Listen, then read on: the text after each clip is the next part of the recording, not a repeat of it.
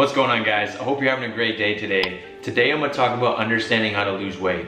So the first thing I'll mention is just from a nutritional standpoint, what do you need to think about? The second thing I'm going to talk about is how to establish a baseline and what that means for you. And then lastly, I'm going to talk about the two biggest things that are going to hold you back from losing that weight.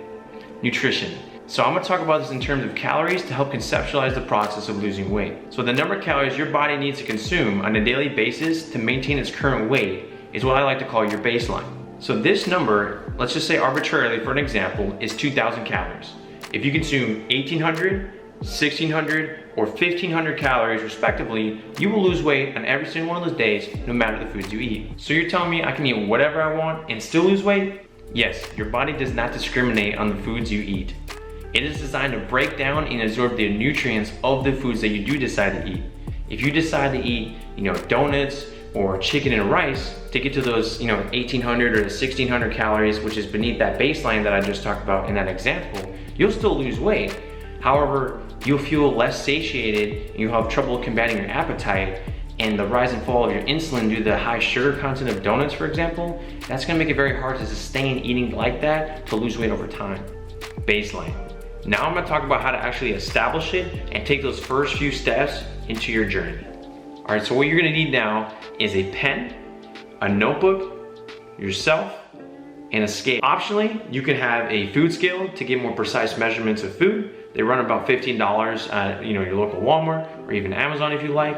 And then you can have an app called MyFitnessPal, which I highly recommend. It's a great way to track foods, digitally on your phone, as well as to get some precise numbers, so you don't actually have to put it on a scale itself. You can look it up. They got common brands of common foods. Input manually, the breakdown of proteins, fats, and carbs of a food item to actually get precise numbers for calories throughout the day. Now, once you have those items, what you're gonna do is over a 7-day period of time, to give you a nice sample size, you're gonna weigh yourself around the same time every single day, eat the same set number of calories, and pick a good starting calorie number. So if you have no clue at all, just pick 2,000 calories, like I previously mentioned in the first example, and then go from there. So what you're gonna do is you're gonna wake up, you're gonna use the bathroom, you're gonna weigh yourself, and then you're gonna eat, however many meals a day it takes you to get to that 2,000 calorie number, and then you're just gonna repeat over those 7 days, right? So try to make each day relatively the same in terms of sleep, when you weigh yourself, when you have your meals, generally speaking, to get the more consistent numbers day to day. Now, after those 7 days, you can look back and see if the weight fluctuated up or down or stayed right at that same number. So now you can determine, you can fluctuate those calories accordingly to find out more minute adjustments to find out what that baseline is. Now that you've found that baseline, you need to know that there's 3,500 calories in every pound of weight. So let's just use that example, 2,000. If you eat 1,500 calories for 7 days, you will lose 1 pound. So now you can adjust the rate of change or the rate of weight loss over time based on your goals and when you want to lose that weight by.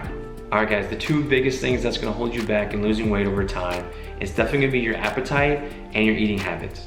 So adjusting to your appetite is probably going to be like the biggest challenge, especially early on when you try to lose that weight. So a great way to combat that is to drink, a beverage or a water source that's low in calories before you even start eating your meal. That way you're less likely and prone to eat, more food. So great options is water, of course. My go-to is Diet Snapple, half-cut lemonade, can't go wrong. If you're really craving soda, there's diet sodas out there, of course. That's a great way to still have some variety of, drinks in your life, but they're also very low calorie. Now, as far as your eating habits, some great things to implement is to change when you have your last meal of the day. So if you're weighing yourself, like I recommended before, early in the mornings, try not to have your meal right before you go to bed, because what you're gonna run into is that your body takes a longer time to digest food when you're sleeping. So having said that, it's gonna reflect on the scale the next morning, and then you might get some disproportionate numbers that are not accurately reflecting your weight loss. If you're having a tough time reaching the calories you need to hit to still lose weight, start changing up the frequency of your meals. So if you're eating 3 times a day, change it up to 5 smaller portion meals, but they're more frequent throughout the day, which might help you stem that hunger meal to meal better. Another option is intermittent fasting. General concept is essentially you fast usually in the morning, and then you just fit all your meals through light lunch and dinner. So that works for some people as well. So there's more than one way to approach this, but At the end of the day, by and large, it's about consuming those calories underneath that baseline to get that consistent weight loss day to day. Alright guys, thanks for sticking around and watching till the end. If you like this video, check out some of my other videos, or leave a like in this video, or consider subscribing if you want to see more.